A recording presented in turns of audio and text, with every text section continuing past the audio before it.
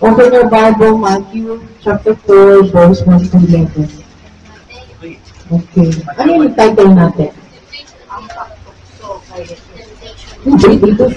Hindi sa Bible. Dito. Ito ba yung nasa Bible? Dahil yung sa Bible, is ano yan, yung gumawa ng ano, sila yung gumagawa rin ng mga title.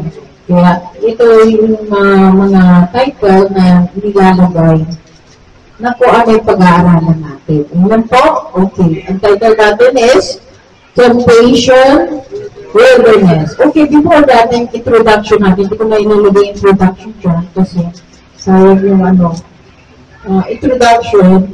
Sa tingin nyo, ang temptation, lahat ba may pinagdadaan temptation? O nasa wilderness ba tayo? Ang lahat ng bagay, nalalaman na di-discover natin kung natitempt ba tayo?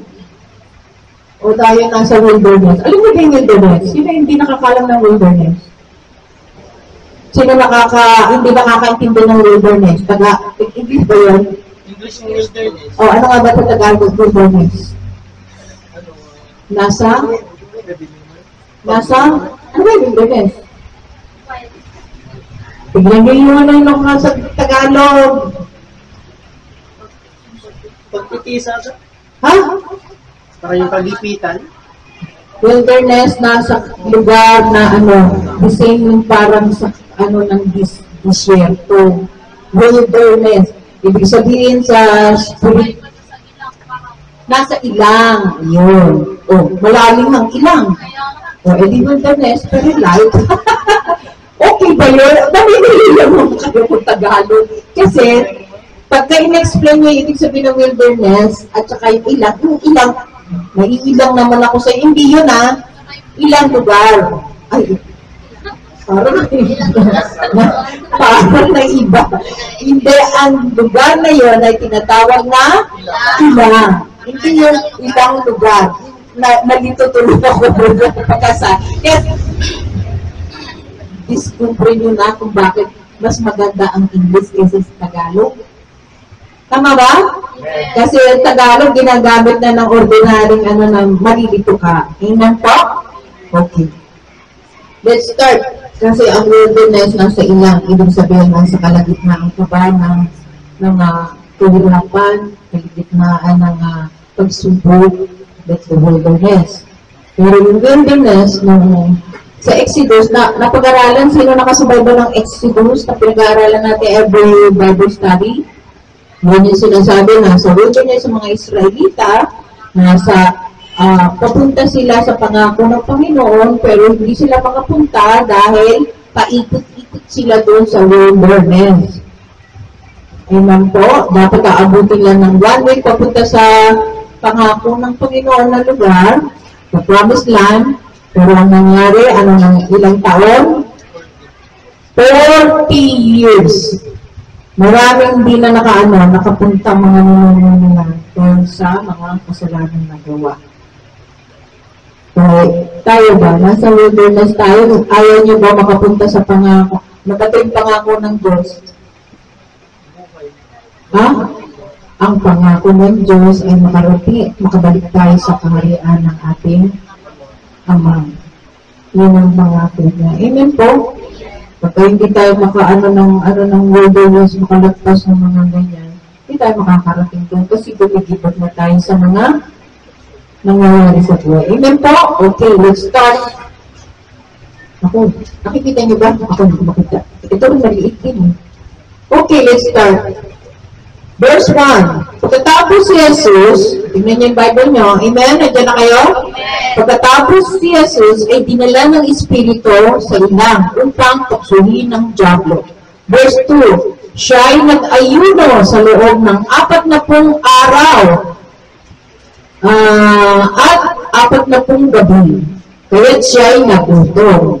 Verse 3. Dumating ang dyablo at sinabi sa kanya, kung ikaw ang anak ng Diyos, gawin mo ngang tinapay ang mga batong ito.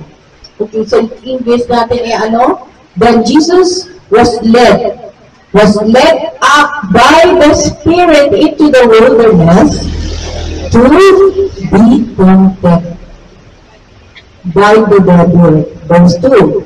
Meron dyan na sikreto na makikita nyo, kaya kailangan ulit-ulitin nyo kasi dyan yung makikita yung Revelation.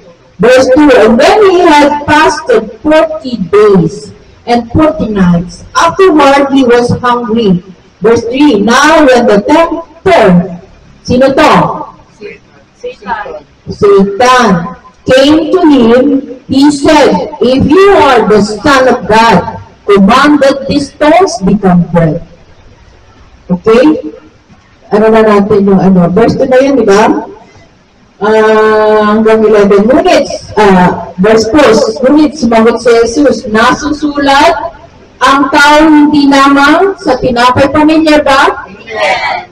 Ang tao hindi lamang sa tinapay mabubuhay, kundi sa bawat salitang nagmumula sa bibig ng Diyos.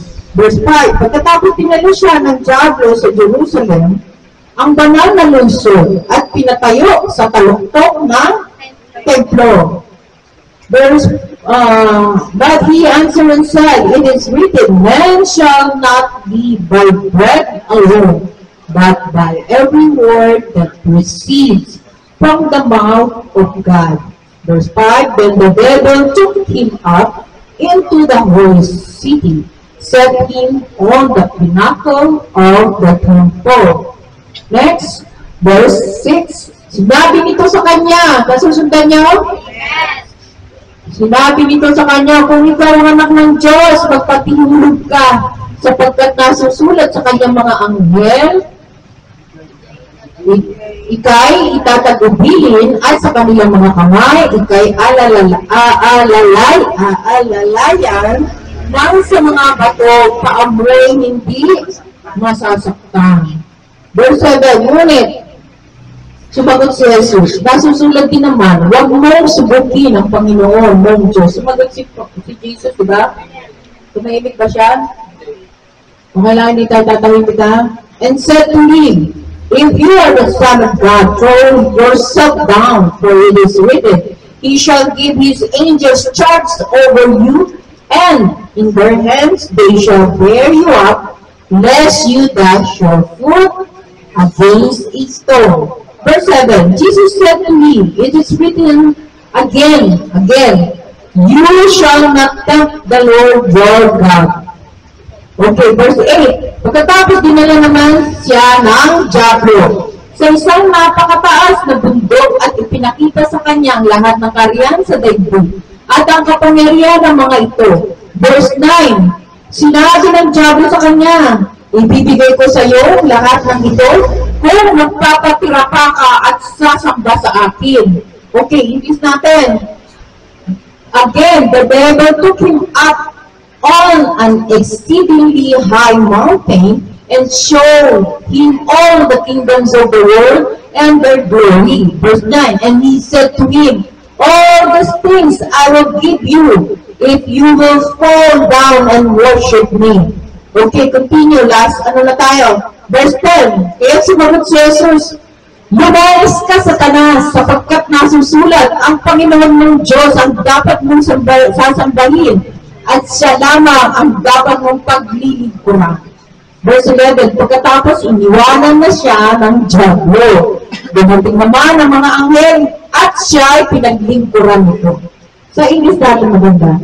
Then Jesus said to him, away with you, Satan, for it is written, you shall worship the Lord your God, only you shall serve. Verse 11, then the devil left him, and behold, angels came and ministered to him. Tulog na sila. Sige, mga papanaginipan niyo yung pinag-uusapan natin. Okay, natin sa tatlo. Verse number 1, Jesus first tempted by the devil. Number 2, Jesus second tempted by the devil. Nakusunod, diba? Pangatlo, Jesus third tempted by the devil. Okay, simulan natin sa first tempted by the devil. Okay, dumating ang Diablo at sinabi sa kanya, kung ikaw ang anak na Diyos. Before that, meron kasi kayo sa verse 1. Meron sister. Pagkatapos mag-ayon. No, before, basahin nyo. Balik tayo doon kasi hindi ko nilagay dito kasi ano na siya eh. Okay, tingnan nyo yung ano. Verse 1. Ano nakasulat sa number 1? Tingnan nyo sa bata nyo. Wala siya. Pagkatapos si Jesus ay dinala. Sino nagdala sa kanya? Espiritu. Si David ba nagdala sa kanya? Sino?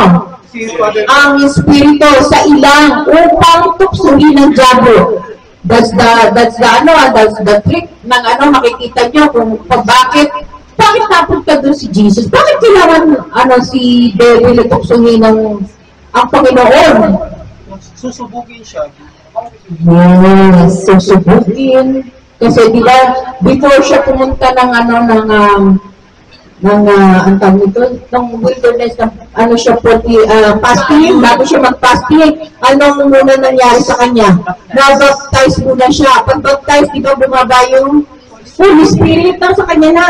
So ngayon, dinala siya ng Holy Spirit doon. Para, kasi dalawa yung kanyang Flesh tapos ano. Yes!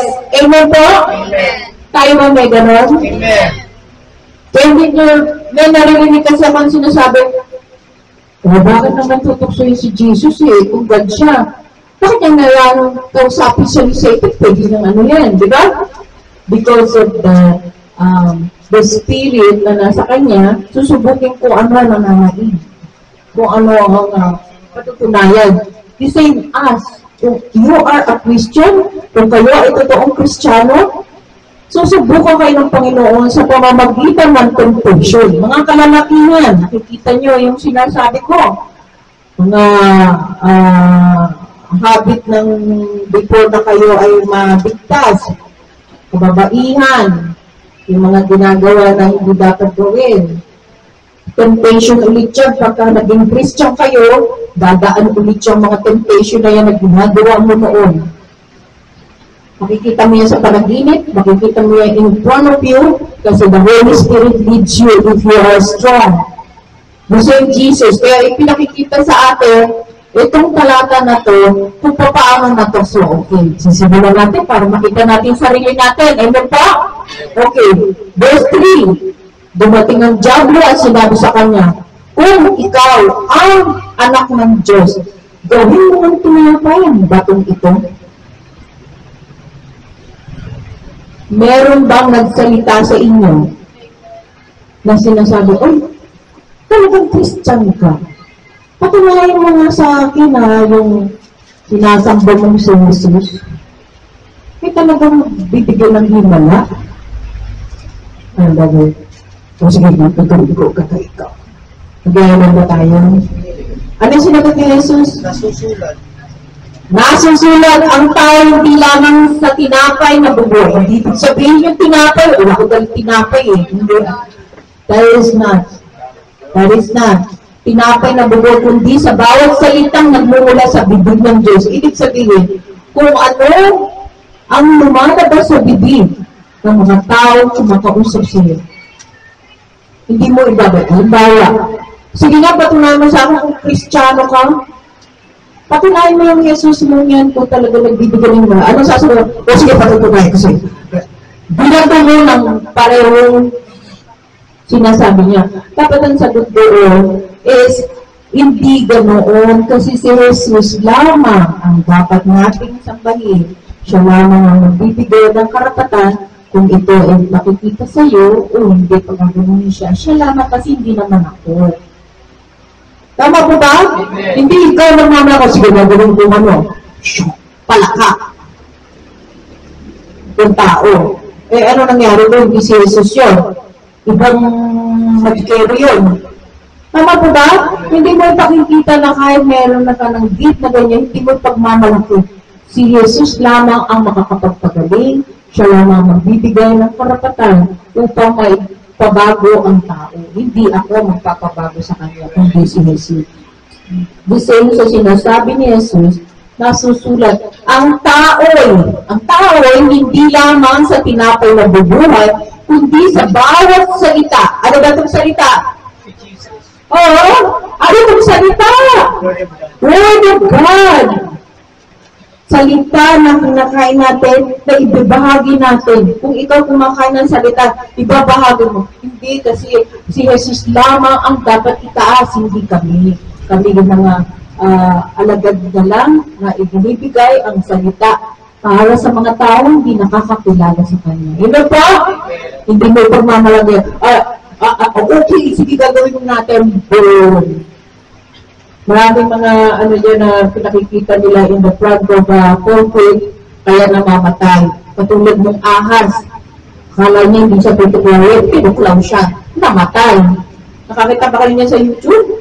Akala niya hindi siya ng cobra ba yun? Ha? Pinaglalaroan pa niya. O hindi siya namatay. Kasi hindi mo kailangan ipakita sa yan ganyan. Si Jesus lamang ang makapagbibigay ng mga imposible. Ano yung sinasabi? Ano? Ha? Oh, okay? Amen. Okay. Verse number 2 na. Nakuha niyo na? Nakuha niyo na? It is written, man shall, lagi itong naririnig ng mga tao ay ginagamit, man shall not live by bread alone, but by every word that proceeds. Ibig sabihin yung salita ng Diyos ang magbibigay mo ng gagaling. Yun ang mananggagaling sa atin yung salita ng Diyos eh. Tingnan po, okay, number 2. Ano yung pangalawa? 2 Timothy 5:11. Okay, sinabi dito sa kanya, kung ikaw, ang anak, ito tandaan nyo naririnig niyo yung kung ikaw.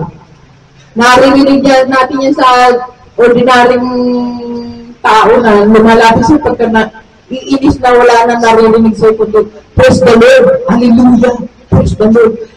Kung talagang ikaw, Christian, naiinis sila, di ba?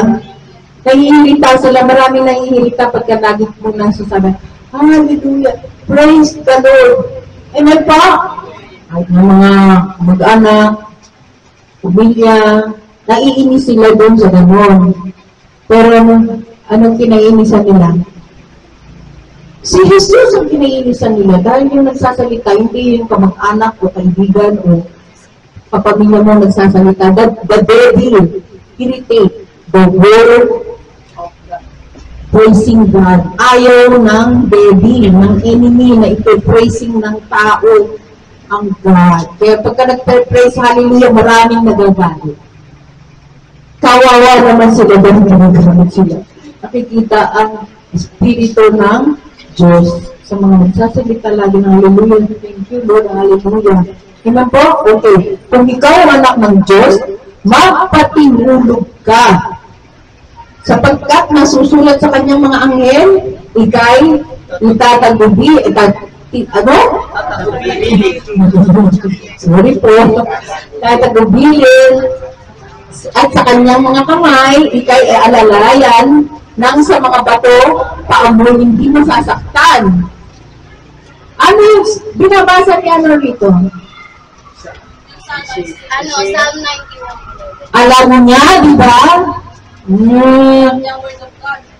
Si Emil, si Satan alam niya yung word of God.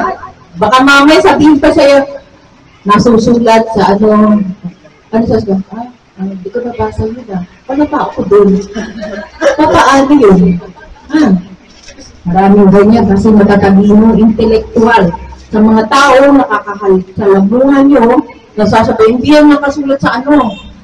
Halimbawa, ibang religion, o talagang nag-aaral sila ng Bible, pero walang leading by the Holy Spirit. Sapag ka, sinabi ng gano'n.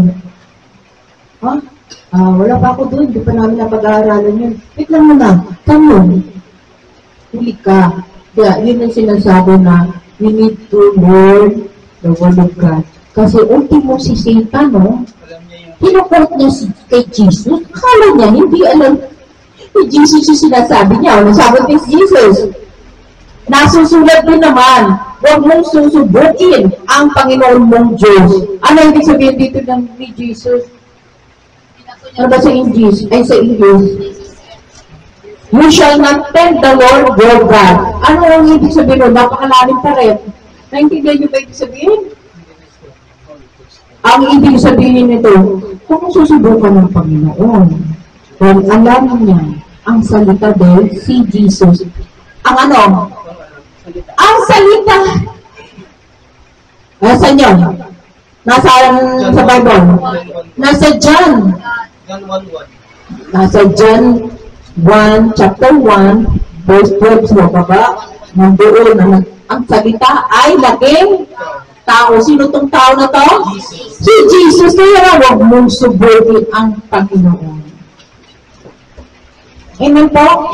Kaya ganoon din tayo. Pagka naririnig natin sa atin na kung talagang anak ka ng Diyos, sino nakarinig dito si Gabriel at si Ewing Soriano nagdakdakan sila sa Bible versus scripture to scripture.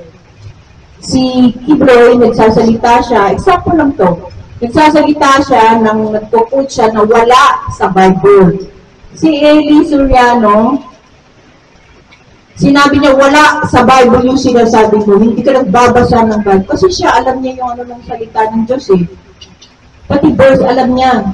So ngayon, wala, sinungaling ka. Wala sa Bible yung sinasabi mo, sarili mong Bible yan. Nakikita niyo yung pagkakaiba. So, as pagka sinabi sa'yo, nasaan sa Bible yung sinasabi mo na maliligtas ka? Ay, hindi niya pa rin alam kung nasaan yung sa Bible. John 3:16, favorite of the world. Di ba yung favorito ng mundo? Kahit naririnig yun, hindi ginaan niya John 3:16. For God so loved the world. Di ba? Yung kaligtasan na unang-unang inilalathala ni Jesus sa John 3:16. Amen po? Pagka hindi nyo asa sa Bible yung sinasabi mo maliligtas ka. Kaligtasan. Paano mo sasabihin na tinanong naman siya, nasa sa Bible na talagang mahal ka ng Diyos. So, anong babato niyo ulit? John 3:16 ulit. Kasi hindi lang naman ikaw, pati ikaw, mahal ka rin. Ano ba sinabi ng Diyos? For God so loved the world. Hindi lang sinabi ng Christian, hindi lang sinabi Muslim, hindi sinabi ng Catholic. For God so loved the world.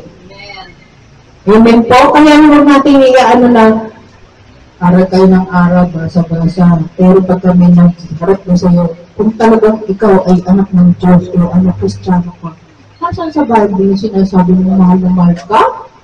Niloloko ka lang yan. Wala kang halaga. Paano ngayon na? Hindi mo alam ang salita ng Diyos.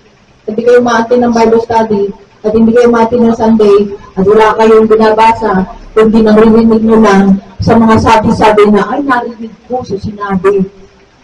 Sigurado ninyo dahil may sabi, hindi kayong Biblia. Alam ninyo, ay sinabi, sabi mo. Malaman ko. Tama ba? Sino dito nagmamarites ng walang resibo? Kailangan may resibo kapag may nagmarites sa'yo, sa may resibo. Patunayan mo na yung sinasabi mo. Tama po ba? Ganun din, ebidensya. Kung ano sinabi niya, sinabi ni Jesus na mahal ka? Sino mo? Saan mo? Saan sa Bible? Lord, saan yun? Ako kasi yung una ko narinig yun eh. Mahal ka ng Diyos, Jesus loves you. Ha? Paano naman ako nalaman na mahal ako ng Diyos? Eh, ang dami-dami kong pagsubok, talagang halos ang dami mo nang sinabi sa isang word lang na mahal ka ni Jesus. So, mahanapin ngayon yun. Kung bibigay mo yung John 3:16, mahal ka ng Diyos kasi pinaginiwala ka at mabiligtas ka. Hindi ka parang siya. Punta kayo sa first John, nandoon yun. Amen po? Okay. Balik na tayo sa So, ngayon sumagot si Jesus, di ba? Nasusunod din naman, huwag mong subukin ang Panginoon. Galit na ba si Jesus dyan? O, naglalaro-laro lang. Kasi alam mo yung sinabing ginawa sa kanya, Ha? Ang sinasabi niya, isang tawagan mo lang. Tumalong ka na dyan. Marami nagsasalita. Ako na, Christian ako. Nadapa ako. Gusto ko na magpakamatay. Gusto ko na tumalong sa preaching. Kasi ganyan din ang ginawa. Pinagaso sa sige, pati ulit ka dyan kasi talagang, ka? May sasalo sa'yo angel. Kasi pag ano, sige, talong ka na. Hindi ka mahal ni Jesus. Huwag ka mag-alala. Masasalo sa'yo. Yung iba, tumatalong. Kasi hindi nila kilala ang Diyos. Tama po ba? Kasi the temptation lang nangyayari sa buhay natin. Kailangan aware. Pagka narinig niya na kung ikaw talaga Kristiyano, ano ba kayo? No, ikaw sisita, no? Ni Jesus, no? Ano ba sinabi ni Jesus? Bumayo ka sa tanas. Ika, punta na tayo sa pangatlo. Okay, pangatlo. The third tempted, Jesus tempted by the devil. Sunod siya sa verse 8. Pagkatapos, dinala naman siya ng Diablo sa napakataas na bundok. Tingnan nyo, dinala siya doon. Sumama talaga siya. Amen? Mamaya tatanungin ko bakit niya ginagawa yan. Okay. Napakataas na bundok at pinakita sa kanya ang lahat ng karya ng daigdig at kapangyarihan. Ano to? Ang lahat ng kapangyarihan ito. Sinabi ni Diablo, ibibigay ko sa iyo ang lahat ng ito kung magpapatira pa ka. Sa English na natin. Again, the devil took him up on the exceedingly high mountain and showed him all the kingdoms of the world, no, and their glory. And he said to him, all these things I will give you if you fall down and worship me. Ano yung pagkakaintindi nyo nito?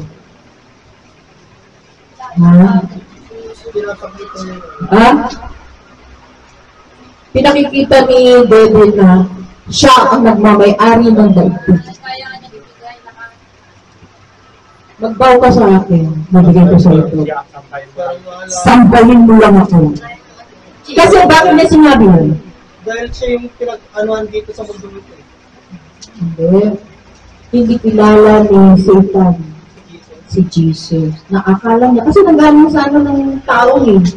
Naalam niya sino si Jesus. Kasi si Mary. Tao si Mary, di ba? Sino ba si Joseph? Tao. Iniisip niya si Joseph. Hindi gano'n yung Holy Spirit. Hindi niya alam. Kasi nga doon sa pagpako sa cross, hindi niya rin alam. Di ba?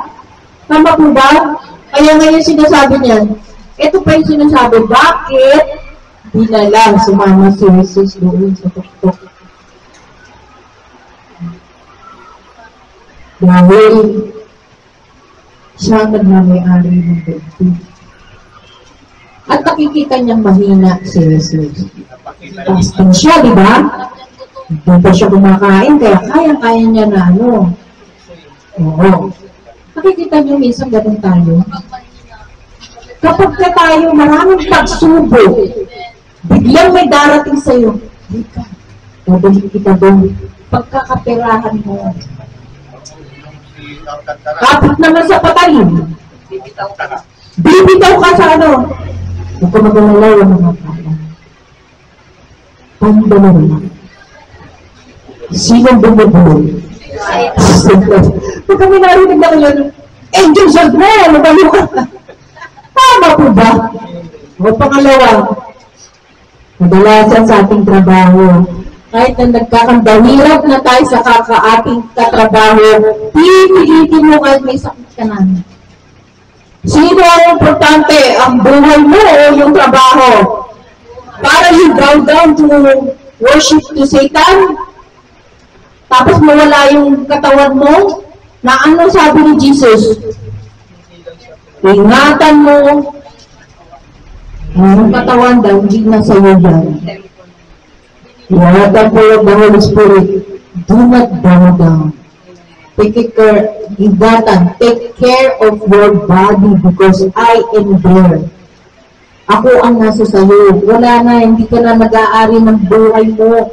Akin ka na. Hindi mo pwedeng desisyonan na masama ng pakiramdam mo, may sakit ka na, gagapa ka pa rin talaga sa kakapiranggot na pinitay mo.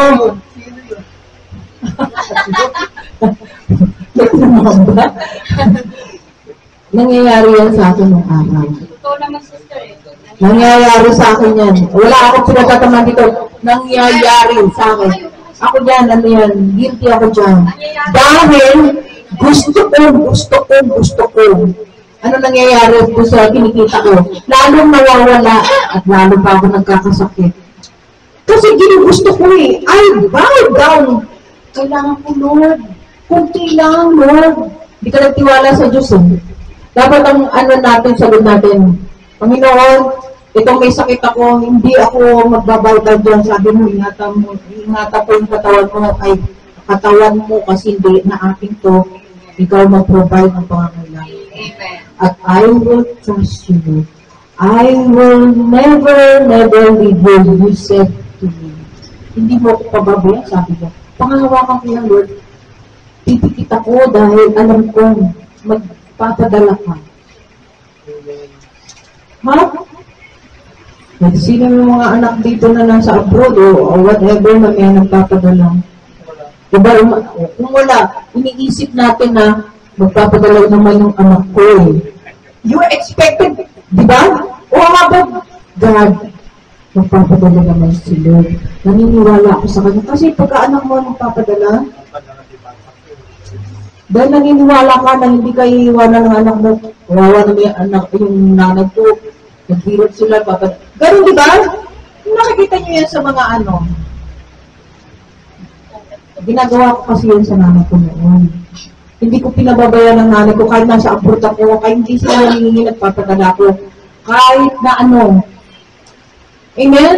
Ganon din ang Panginoon. Kapag ka tayo, ano, hindi mo pababayan ng pangako niyo.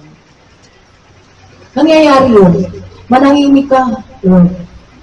Sabi mo, stand still and firm. Trust in you. Never leave me nor forsake me. Yan ang lagi natin bibig. Nakandaan na tayo ng kasakit na tayo. Tapos ang tinitinda mo pa, o ano, pagkain. May bibili ba sa'yo? Sino yun?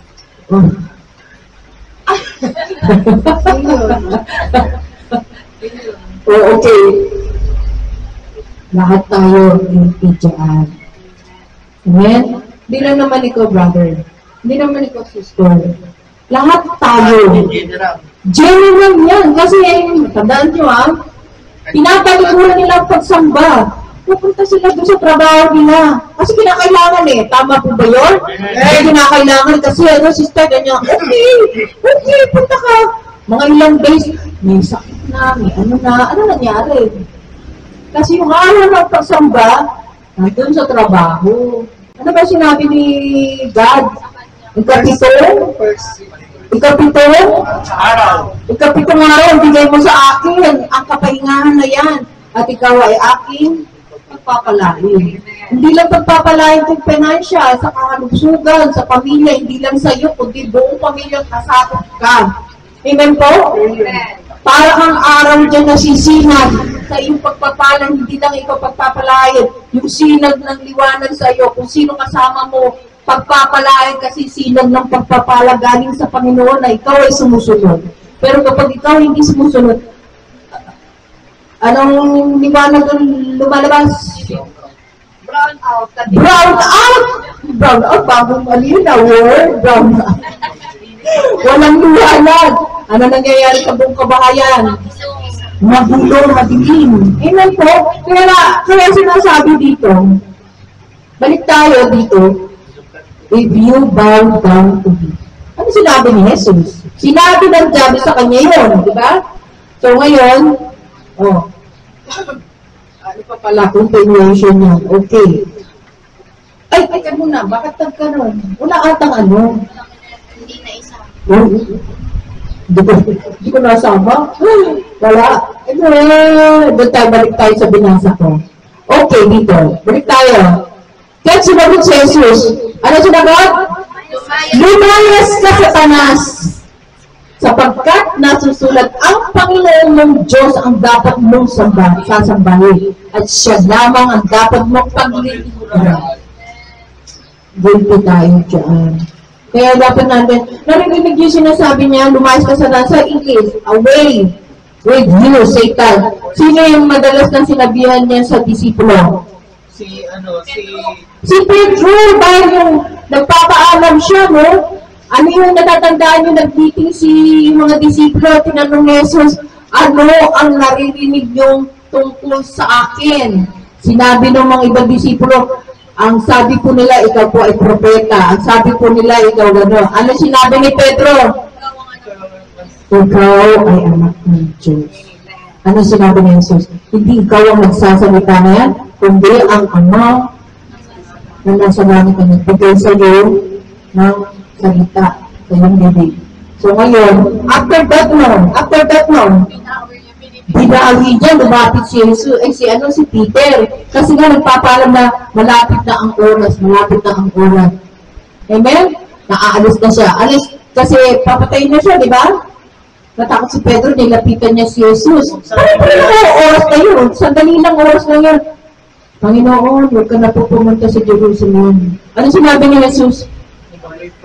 Ayaw po! Okay, meron salita siya. In Jesus' name. Sito, bakit mo sinabihan? Kakasasabi niya pa lang ang nagsasalita ay at biglang sinabi niya. Kasi pang sarili. Dahil kapag pinigilan ng mga disipulo, nagsama-sama siya, kami bisig tayo, natigilan natin sa Jesus, na huwag siya pumunta sa Jerusalem para hindi siya mapatay. Kung nagsama-sama sila at pumayin sa Jesus, ang mangyayari? Walang katuparan ng propesiya na from the start ng Old Testamento to New Testament. Hindi matutupad. Kaya, anong sinabi niya? Si Satan ang mag-ano naman. Mahalas ka. No? Pero si Satan, tuwan-tuwa na, papatay na. Akala niya, pag namatay si Jesus, patay na lahat. Kanya na yung, lang mga tao. Hindi niya alam ang pagkamatay ni Jesus, maraming mabubuhay. The same kay Charlie Kirk. Isang seed, nag-multiply. Revival. Ganun din tayo pinakilala. Kaya sinasabi ni Jesus dito, no? For it is written, you shall worship the Lord, your God, and Him only shall serve. Ibig sabihin, lahat ng sinasabi mo dito sa mundo, sigad lang ang pag-scriptura natin. Wala nang iba. Kahit ba yung sinasabi na nakikita doon, panabagan na nga, bakit ka pupunulit dyan pag-inigod? May sweldo ka ba dyan? Ano pipili niyo? 1 milyon? O walang sweldo? Ano sinasabi niyo lang yun? Wala kayo sa tao, 1 milyon. Sa tao, siya. Wow, makakabili na ang kotse. Bili ako maraming Jollibee. Makakabili na ako ng maraming bahay. Kapaso. Pero yung ito hindi ito biro. Kapag pinili mo si Jesus, yung 1 milyon na yun, masigit. Multiply kaligtasan ng pamilya mo, alusugan mo, at ang lahat ng kasakop na pinapanalangin mo, yun ay pakikinggan. Amen. Dahil sa 1 milyon, pagpapalit mo ang iyong buhay. Amen po, kung natin kakaligtaan ng pangako ng Panginoon ay nasusunod sa salita ng Diyos. Hindi ito ay pangako ng mga pastor, mga leader, o sister, o brother. Pangako ko sa iyo. Hindi kita iiwan. Tapos naman, naghiwalay na silang dalawa. Tama po ba yun? Ang pangako ng tao ay nababalik. Ang pangako ng Panginoon ay kung kasinungalingan itong nasalita ng Diyos, tapo na natin. Huwag na tayo mag-aral. Pero hindi siya tao para magsinungaling. Siya ay Diyos at nagbibigay. Hindi ba natin siya nakikita? Ano ba sabi sa salita? Walk by faith, not by sight. Kasi bakit ka, wow, ganda ng bahay ko. Tsaka, huwag natin sumbukan si Lord. huwag natin subukan din. Sabi ni Jesus, huwag mong susubukan si Lord. Ano ibig sabihin talaga ng huwag mong subukan ng Panginoon? Sa mga magulang, huwag mo akong subukan. Narinig niyo ba yan? Narinig niyo ba? Huwag mo akong susubukan, Ano naririnig yan sa mga magulang? Huwag mo akong subukan. Makuha ka sa isang tingin. Tama po ba? Ano ibig sabihin? Naririnig kayo, mo ko subukan Andrea, Prinsesa, Tessa, wala naman nagsasalita na, mo magsubukan. Sa tingin mo matatakot yung magsasalita? Yung salita ni Jesus, galit na yun, mo subukan ng Panginoon. Dahil titigisin ka. Tama po ba? At ito pa yung sinasabi, si Satan, si Lucifer, ini-expect ni, natandaan niya yung kay Job, na pumunta siya nakipag-usap kay bakit hinayaan ng Panginoon pumakyat siya sa heaven ng gano'n lang na walang doon na tenter, hindi ka pwede dito. Okay lang. Bakit? Para makita niya yung creation din siya. Ano ang kadahilanan na okay na pumunta si Satan doon nakapag-usap kay God? Anong kadahilanan? Para makita yung faithful servant. Dahil creation din siya. Create siya ng God. Iniisip niya na brotherhood ng mga tao.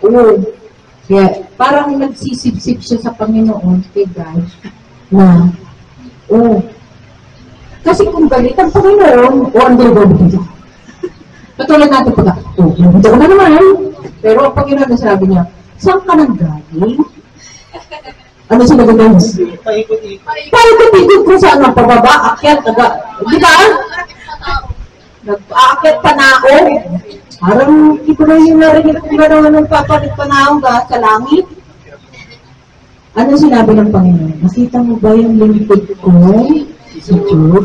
Halimbawa, nakita mo ba yung lingkod ko si Jack? Oo. Bless na bless mo nga siya. Tanggalin mo yung kanyang mga ibiniles mo. Tingnan ko kung isumpa ka na. Na nangyayari sa atin yan, di ba? Tinanggal lang mo kaya man, hindi ko na mag-iwasan. Makakalimutan ko yung Christian. Babalik na ako sa katulig ko. Kasi parang panililis sila, nakikialam sa buhay ko. At wala magkaroon doon. At hindi ako pinapansin. Sinabi ba ng Panginoon ni God, John, nakita mo yung aking lingkod na si Job. Diba? Ilagay niyo yung pangalan niyo doon. Nakita mo yung lingkod ko si Josie. Nakita mo, Oo, nakita ko. Bless na bless siya, pati mga anak niya. Dapat, tanggalin mo, tingnan ko, hindi ka sumpat mo. Sige, gawin mo yung gusto mo. You'll never mo siyang kapatay. Nagtagumpay ba siya, si Satanas? Hindi po. Anong sinabi ni John? Sabi niya na, magpapasalamat ka lang yung kasaganaan, sabi niya. Sabi niya yung sasawa niya, pero ano sinabi niya nung natanggal na pati mga anak? Ano sabi niya? Ubad ako pinanganak, ubad din akong babalik. Doon pa lang nakakaiyak na. Purihin ng Panginoon. Amen. Amen? Sabi ko naman sasabi natin doon, binagyo. Nagawin ko! Kotse ko! Di ba nagbabagyo-bagyo? Tapos pagkagalitan ng gobyerno, sa Diyos, hindi ako niligtas ng Diyos. Tama po ba? Nakikita natin sa iba't ibang bansa yung paglulubog ng ano kaya sinasabi nila pagdating sa nangyayaring gano'n? Sa ating ngayon, baka! Sinisisi ko ba?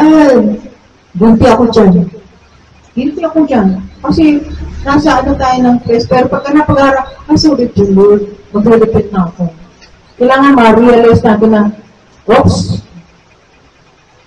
nandun ka na sa situation, depende na yung banga mo. Pero ito pa lang, Nakakain mo pa ng paan, di pa nga nasasayad yung sakong. Galit na galit ka na. Sorry po, Lord, patuwaran mo ako. Kasi doon tayo inahasa. Ito po, kaya tandaan natin, itong mga sinasabi na ng Diablo, lahat tayo nasa pagsubok. Nandun pa rin tayo sa wilderness. At kaya sinasabi, kaya yung conclusion natin, nandun na tayo sa conclusion, bakit ko na kami yung ano? Iniisip nyo, na nandoon kayo sa wilderness, paano nyo malalaman na nasa wilderness pala kayo? Ha? Paano nyo malalaman na natatempt na kayo? Parang wala ka ng pag-asa. Diyos, sa narinig sa bibig mo at sa isipan mo, ay, hindi na ako makakaano sa ano. Wala na namang ganun, wala na namang ganyan. Paano ba yan? Sino yung kinakausap mo? Sino kinakausap mo? Ha? Hindi. Sino kinakausap mo pagka nagsasalita ka ng ganun? Sino sumbatan mo, Panginoon? Hindi ikaw nagsasalita nyo, yung enemy. Sino sumbatan mo? O ano ngayon? Panginoon, wala akong ganyan ngayon. No? Wala ko ba tutulungan mo ako? Parang ganyan yan eh. Pero pagka sinabi mo na, salamat Panginoon, wala na akong bigas. Kasi pagpapalain mo yan, makikita ko yan magdadami. Magpapadala ka ng lungkot mo at pagpapalain mo rin siya. Ulan po. Oh, tingnan niyo yung wallet na, oh, salamat, walang naman. Napupuno yan mga foreign money in Jesus' name. Ulan po. Huwag natin iisipin ang ating mindset ay lagi negative. Kasi ang negative ng mind natin, wala na naman akong pera. So what? Wala kang pera.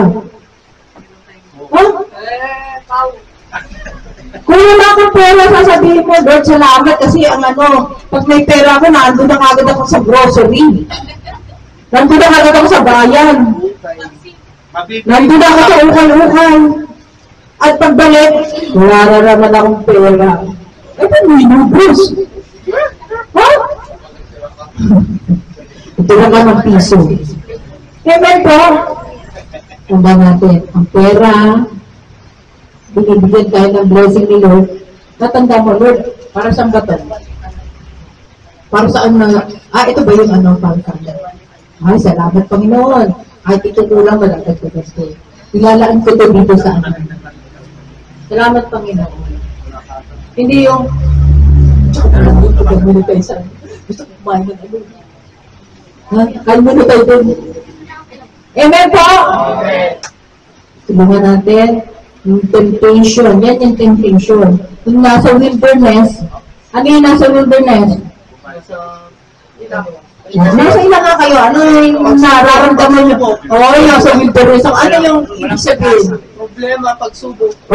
Ibig sabihin yung problema nyo paulit-ulit. Hindi na kayo paikot-ikot. Ay, bumalik na naman. Ito na naman ang problema natin. Ibig sabihin, umiikot na kayo sa wilderness. Instead na maliit lang ang dadaanan mo, tumaba na ng pagkadami-dami mo ng bunganan. Ibig sabihin, yung pagsubok mo, hindi pa nasusod, dinadagdagan mo pa ng panibagong problema, nababaon mo doon sa lugar na hindi ka na makaalis, kaya na nasa wilderness. Kaya kadalasan sasabihin mo, Lord, lahat mo na sa wilderness, gusto ko lang kalitin sa promise mo. Ano kaya sasabihin niya? Walang shortcut walang instant. May ka kasi sa instant noodle. Kano ka na ba may inbox sa instant noodle? Walang instant. Kailangan pagdadaanan mo yung hirap para maranasan mo yung hirap na yan at maibahagi mo sa mga pareho mong pinagdadaanan. Amen po? Huwag natin kaligtaan na hindi instant Christian tayo. Ang pagsubok ang bagulang, tuyo. Nakakagutom. Amen? Tandaan natin, bigla tayo nagbuti-bigla. Amen po. Amoy na amoy. Amen? Kaya huwag natin kakaligtaan. Kahit na nasa wilderness tayo, alala na, Lord, kahit na nasa wilderness kami, aalisin mo kami dito. By your grace, Lord, sa iyong awa, sa iyong grasya, hindi mo kami hahayaan malubog dito sa tumanda sa wilderness. Kasi sila tumanda, namatay na doon sa wilderness eh. Amen po? Okay. Naintindihan niya yung ano? Nantok ba kami? Amen! Nakaano lang ang nagtulog. Nagutom bigla. Okay, let's pray.